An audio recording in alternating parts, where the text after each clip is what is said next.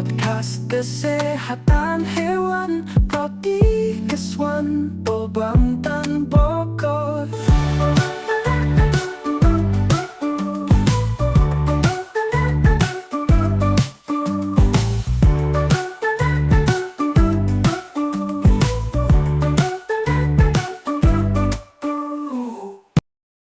Assalamualaikum warahmatullahi wabarakatuh. Halo Sobat Keswan, selamat datang di Podcast Keswan. Saya Rina Lisharia dan rekan saya Sundus. Hari ini kita akan membahas salah satu topik kesehatan yang sangat menarik dan juga jarang dibahas, yaitu tentang penyakit zoonosis, khususnya antraks. Betul sekali Linda, antraks adalah penyakit serius yang bisa menular dari hewan ke manusia dan seringkali dikaitkan dengan peternakan. Untuk mengupas lebih dalam mengenai apa itu antraks, bagaimana penyebarannya, serta cara penjagaannya, kami sudah mengundang 3 narasumber ahli di bidangnya. Benar, jadi tanpa berlama-lama lagi, mari kita kenal dengan narasumber pertama. Itu ada Bapak Dr. Restu, selaku dokter hewan berpengalaman. Narasumber kedua ada Ibu Khairatul Mutmainah, selaku ahli epidemiologi. Dan narasumber ketiga kita ada Bapak Emrafan Andi Pramana, selaku akademis di bidang kesehatan. Ya, baik. Terima kasih, Pak Bos. Saya Restu. Saya berprofesi sebagai dokter hewan. Saya sudah sering menangani kasus-kasus penyakit zoonosis. Salah satunya itu antraks. Baik, saya Khairatul, seorang ahli epidemiologi yang berfokus pada penelitian pencegahan penyakit menular di kalangan manusia. Baik, terima kasih. Terus saya Revan, saya seorang akademisi di bidang kesehatan masyarakat yang juga melakukan penelitian tentang penularan zoonosis di daerah-daerah endemis. Oke, untuk memulai, kita perlu tahu dulu apa sebenarnya itu antraks dan mengapa penting untuk diketahui dan diwaspadai. Mungkin Dr. Restu bisa menjelaskan.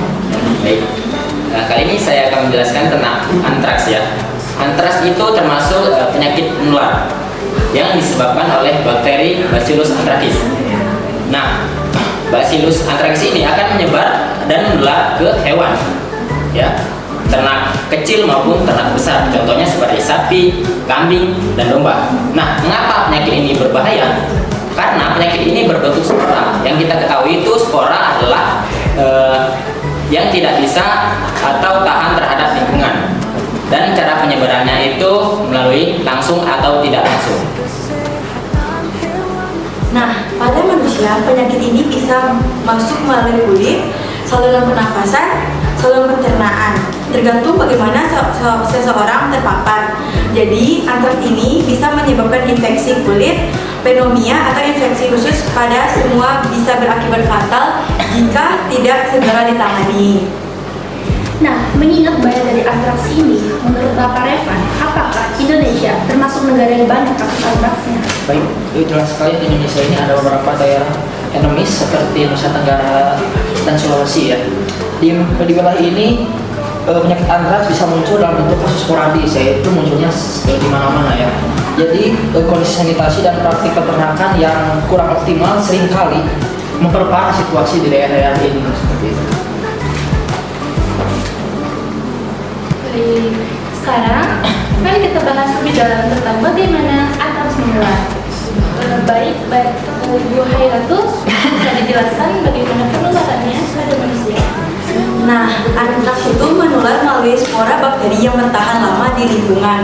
Manusia tertular kontak langsung dengan hewan terinfeksi, produk hewan yang terkontaminasi seperti daging dan kulit, atau menghirup spora di udara. Misalkan, orang yang bekerja di peternakan atau pabrik kulit hewan yang berisiko tertular jika tidak dilengkapi dengan alat pelindung diri yang memadai. Nah, Bapak Restu nih, selaku dokter hewan berpengalaman, apakah gejala pada semua penyakit ini sama? Ya, tidak juga ya, karena gejala ini tergantung dari alur infeksinya. Contohnya nih, di kulit itu akan menyebabkan luka kecil, lalu akan menyebabkan pembengkakan dan ada bekas hitam. Dan berbeda dengan cara terhirupnya spora tersebut akan mengakibatkan flu dan lama-kelamaan akan menyebabkan pneumonia. Dan jika di pencernaan itu akan menyebabkan diare dan muntah. Gitu. Benar, Bapak Reman? Sangat sekali dari antraks itu ya. Memang gejalanya memang bisa beragam ya, dan seringkali tidak spesifik pada tahap awal. Yang membuat penyakit ini sering terlambat dikenali, terutama di daerah yang terbilang jauh ya untuk menuju ke akses pelayanan kesehatan seperti puskeswan atau klinik hewan dan juga rumah sakit hewan. Seperti itu. Setelah kita mengetahui cara penularan dan gejalanya, bagaimana langkah pencegahan dan pengendalian yang bisa dilakukan dok, terutama di daerah-daerah yang berisiko?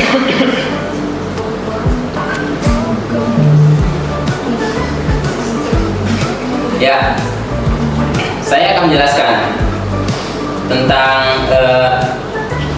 yang pertama itu ternak harus divaksin, ya.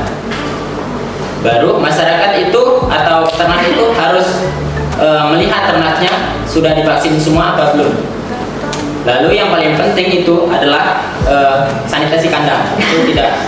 Itu sangat penting ya, karena itu akan mengurangi resiko terjadinya antraks di ternak. Benar Bapak Reman? Sangat betul sekali ya, vaksinasi salah satunya yang. Namun saya ingin menambahkan, saya vaksinasi juga yaitu mengedukasi atau memberikan sosialisasi ya kepada masyarakat mengenai pemahaman tentang bahayanya antraks dan cara penanganannya yang benar jika menemukan hewan yang mati mendadak. Seperti itu, misalnya bangkai hewan harus segera dikubur dengan benar supaya spora tidak menyebar kemana-mana. Seperti itu.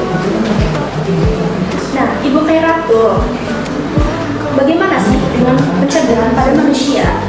Nah, apa yang harus dilakukan, terutama bagi mereka yang bekerja dan pastinya sektor peternakan dan pabrik produk hewan? Apakah mereka akan terkena penyakit lebih besar lagi ketimbang manusia yang bekerja di luar sektor tersebut? Nah, manusia itu bisa melindungi diri dengan menggunakan alat pelindung diri seperti sarung tangan atau masker saat menangani hewan atau produk hewan. Selain itu, untuk mereka yang berisiko tinggi seperti pekerja di sektor peternakan atau pabrik kulit, ada vaksin antraks yang bisa diberikan sebagai pelindung ekstra.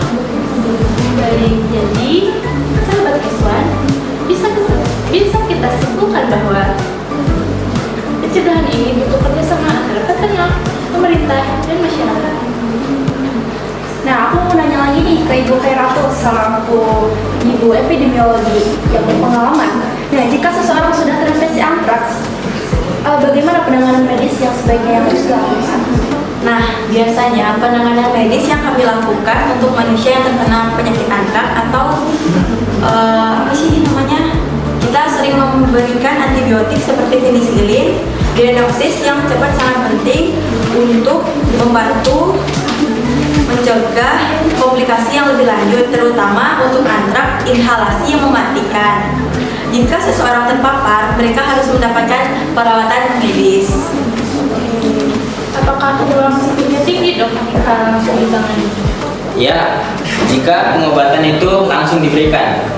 Jika terlambat, itu akan memperparah pasien tersebut. Terima kasih kepada para narasumber kita hari ini atas penjelasan yang sangat informatif tentang antraks dan bagaimana cara mencegah serta mengendalikannya. Nah, semoga informasi yang dibahas dalam podcast kali ini bisa menambah wawasan kita semua ya tentunya. Apalagi para pendengar dan gen-z yang berada di rumah, terutama juga bagi mereka yang berada di lingkungan yang berisiko tinggi. Dan jangan lupa untuk terus menjaga kesehatan, tetap waspada terhadap penyakit dan melindungi diri dari penyakit zoonosis. Oke, sampai jumpa di episode podcast selanjutnya. Tetap sehat dan jaga lingkungan.